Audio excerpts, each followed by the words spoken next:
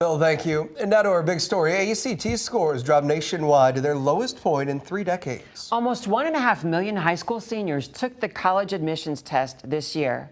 The ACT says average scores in all 4 benchmarks dropped. So those are English, math, reading, and science. And more than 4 in 10 seniors met none of the college readiness benchmarks. KETV News Watch 7's Joey Safchek discusses some ways those changes impact education in Nebraska. Joey?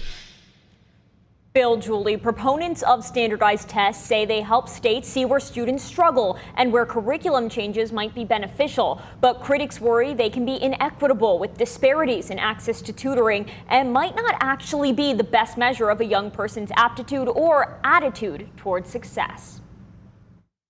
Adam Snoza is a numbers guy. Well, numbers, English, science, anything that appears on the ACT. You do see a drop here. That's why the president of Aim High Test Prep was not surprised by this number. ACT test scores nationwide are at a 30-year low. The pandemic and learning loss that happened was severe. He says there are learning gaps from when students were online or out sick, but he believes there is merit in working a little extra hard to fill them in. There's just a lot of holes in their knowledge that requires a lot of digging to find and then someone to walk them through it. That's part of the problem, he says, along with the fact that many schools don't require the test anymore, so students may not take it as seriously or take it at all. Even though they could get a score that is strong, competitive, and help bring up averages, but they see it as a non-starter. I think it's a good thing because I think it's good that we're looking at other criteria and we've become critical of this test. But some students may need to take the ACT to qualify for scholarships.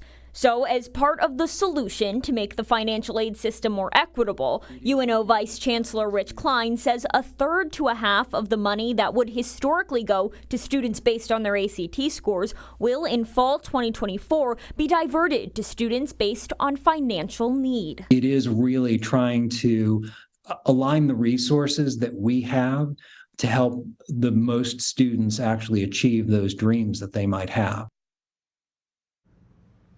There may not be one easy answer to questions about academic achievement and equity, but the ACT tutor you heard from says he doesn't think the exam is going anywhere and that his business hasn't really seen a hit.